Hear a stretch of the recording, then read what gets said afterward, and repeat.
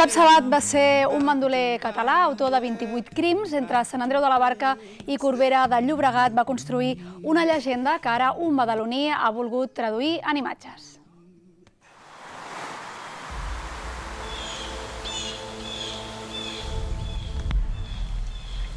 Coneixes la història de Josep Sabat? Josep, què? Un bandoler que actuà per aquestes terres.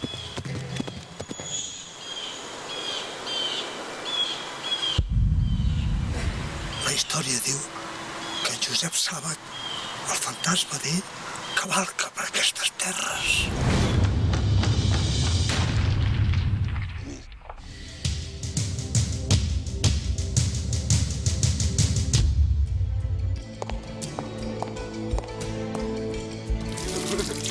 Digue'm una cosa, Josep.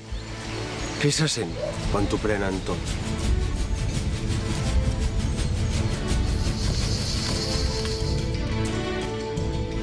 El cas és que el cruel i el temut Josep Sabat va donar la seva vida per amor.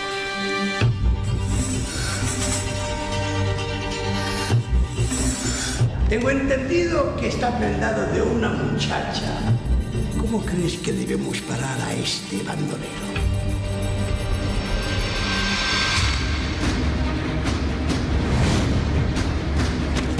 ¡No, no, no, no!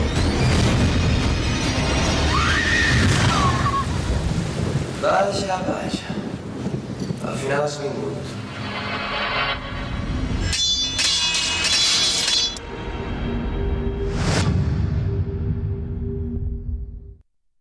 Capa Negra és la pel·lícula que ha tingut ocupadíssim durant els gairebé 2 darrers anys a l'actor i director badaloní Jaume Najarro. Jaume, molt bon dia. Tot i que també ha tingut temps de treballar com a actor al cinema, al teatre, fundar un projecte d'estudis cinematogràfics, un munt de coses que tindrem temps de parlar-ne, però si et sembla, Jaume, comencem parlant d'aquesta pel·lícula, Capa Negra, que en quin punt es troba ara mateix?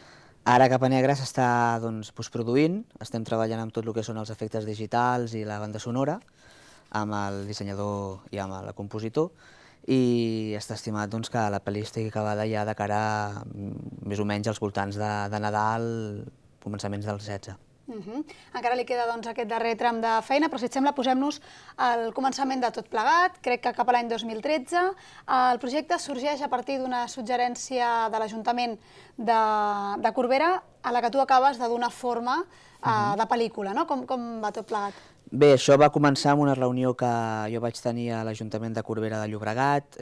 Jo he estat un any i mig fora de la ciutat, no només preparant la pel·lícula, sinó que ja em vaig traslladar anteriorment per motius personals, i llavors jo arribo allà i llavors se'm explica la història d'aquest bandoler.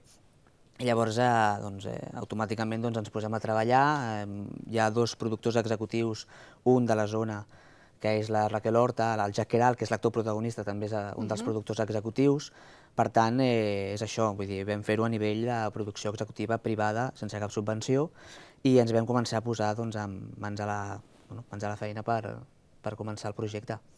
Quan coneixes la llegenda, quins són aquells ingredients que detectes en aquesta història que et fan pensar que es pot convertir en una pel·lícula, en una història cinematogràfica també? Bàsicament perquè era una història que jo la veia molt atraient, no se n'havia fet res a nivell audiovisual ni a Corbera ni a la zona del Llobregat, perquè ell va actuar per tota aquesta zona, va actuar des de Molins fins a Tarragona, i llavors jo em vaig sorprendre que en la mateixa zona on hi havia la figura, la llegenda d'aquest bandoler, que no se n'hagués fet res fins llavors, no? I llavors, bé, a mi em va treure la història perquè la trobava molt interessant, no? Se n'havia fet també versions d'altres bandolers, com podria ser el Serrallonga, però aquest era un bandoler que també era molt arrelat a la zona, però que no se n'havia fet coses sobre ell a partir de, o sigui, a menys de coses recreades, com per exemple coses locals que sí que es ficava el personatge, però eren coses molt bàsiques locals de la mateixa zona, no se n'havia fet res en pel·lícula. I llavors jo ho trobava molt interessant i molt atraient per tirar-ho endavant, no? Llavors, bueno, el tema, buscar els diners, tot el que representa fer una pel·lícula. Tota aquesta feinada que m'imagino comença per una feina importantíssima de recerca històrica que pel que diu suposo que va ser complicat en tant que no hi havia material audiovisual i que tot era una miqueta per tradició oral, no, pràcticament? Clar, era una tradició que s'ha anat explicant de generació en generació a la zona. Per l'època que era no hi havia doncs, ni vídeos ni fotos, tot era una mica com escrits lo que era el bisbat de la zona, que era qui tenia més informació d'aquest bandoler. I de fet, a les últimes setmanes vam rebre una trucada d'un descendent d'aquest bandoler, que ningú sabia que existia i a partir de fer la pel·lícula doncs, aquesta persona es va enterar del projecte i va posar-se en contacte amb nosaltres. Vull dir que sí que hi ha descendents d'aquest bandoler, però clar, són generacions ja molt cap aquí. Clar, perquè parlem de llegenda, però no estem necessàriament parlant de ficció. Hi ha molta realitat en aquesta història i, de fet, vosaltres heu seguit una miqueta la pista d'aquesta realitat perquè les localitzacions no són casuals, heu buscat escenaris, espais on, en principi, el bandoler hi va ser. Sí, són localitzacions de la zona on ell va actuar, on ell va fer crims, on ell va robar, va assaltar, vull dir, tota aquesta zona sí que és la real, sí que hi ha localitzacions que, evidentment, pel pas dels anys, que ara estan modernitzades i restaurades, s'han hagut de falsejar altres llocs, però la majoria, el 90% diria de les localitzacions, és purament real del que és la llegenda d'aquest bandoler. Sí que a la pel·lícula hi ha parts inventades, hi ha personatges que no van existir, evidentment, al seu costat, però sí que hi ha molts que sí, que, per exemple, el personatge del Joan Canals, que el fa el Roger Pera, és un personatge real que també va existir juntament amb el d'aquest bandoler. Perquè explica'ns la història en si de Joan Sàbat. És un noi que perd la seva mare de part quan té 12 anys, el seu pare embogeix amb la mort de la mare, les seves germanes desapareixen, el seu pare el troben mort, que el personatge del pare del bandoler el fa el Jordi Díaz, i llavors ell se'n va a la guerra del francès, torna al cap d'uns anys, ja amb 15-16 anys, i veu que li han pres la mateixa família indirecta d'ell totes les seves pertenences. I aquí és on ell comença la venjança i totes les seves actuacions com a capa negra. Bé, hem vist un avançament i estem veient també ara un avançament del que ha estat aquesta adaptació que tu has fet pel cinema. Ara ens avançaves alguns noms, el Jordi Díaz també de Badalona, el Roger Pera, que el veiem al tràiler també. Parla'ns d'aquest repartiment, d'aquests actors i actrius dels que t'has acompanyat en aquest projecte. Bé, hi ha el Jack Queralt, que és el protagonista, és un actor que aquí a Catalunya no se l'ha vist tant, però que ell ha treballat molt, diguéssim, per exemple, a Itàlia. Va fer de Leonardo da Vinci en una telesèrie italiana a la RAI, durant 30 o 40 episodis, tota la seva vida. Hi ha l'Octavi Pujades, hi ha el Roger Pera, hi ha el Ferran Terraza, el Jordi Díaz, la Montse Miralles, que també és una actriu de doblatge i de televisió catalana, la Carme Capdet. Bé, hi ha tot un ventall, el Xavier Serrat, tot un ventall d'actors que han treballat molt a la televisió catalana i nacional i que van apoyar el projecte des del primer moment, també perquè ja ens coneixíem dins de la professió, diguéssim, amb alguns més que amb altres, però tots van veure interessant el projecte per introduir-s'hi i per formar part.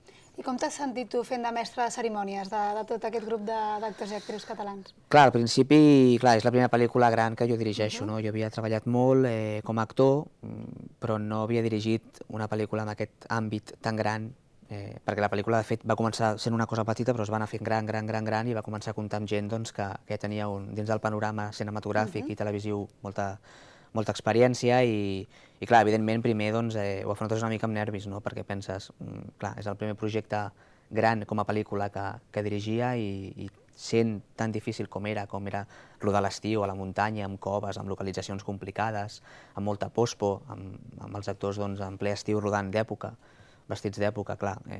Sí que al principi tenia una mica de nerviosisme en aquest sentit, però després es va fer molt d'equip i les coses van anar rotllant molt bé durant tots els dies de rodatge i vaig estar molt a gust dirigint i, de fet, estic molt content del resultat. I, de fet, ja t'has trobat tan a gust que repeteixes, estàs ja treballant en un nou projecte, en aquest cas documental, crec.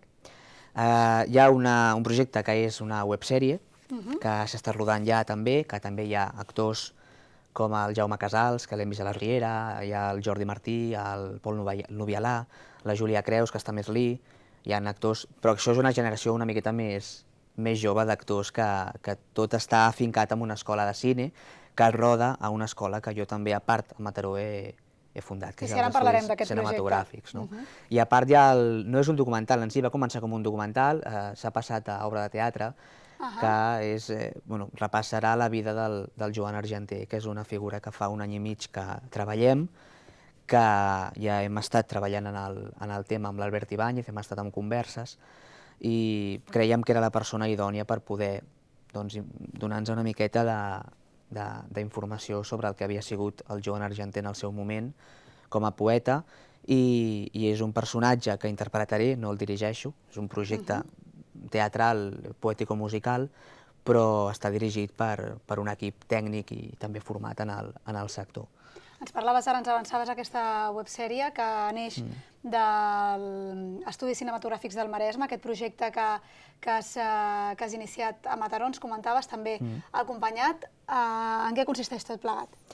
Bé, jo fa un any i mig estava rodant una websèrie amb un company, que és l'Albert Lladó, i ella em va proposar la idea de crear aquests estudis al Maresme, tot el que és la comarca del Maresme. Estem afincats a Mataró, perquè creiem que és la capital, diguéssim, de la zona, però creiem que era interessant poder dotar la gent del Maresme d'una eina per poder no anar directament a Barcelona, que a vegades és complicat per la gent traslladar-se d'una comarca a l'altra quan comença, diguéssim, sigui per problemes econòmics o feines o horaris i demés, i vam creure oportú fundar aquesta escola a Mataró, que tot just ara el dia 4 comença cursos anuals i també de masterclass i inicials també per gent jove, i després, per això, els inicials que la gent pugui iniciar-se i després passar a Barcelona, però tenir un primer tast, diguéssim, del que és el cine, no?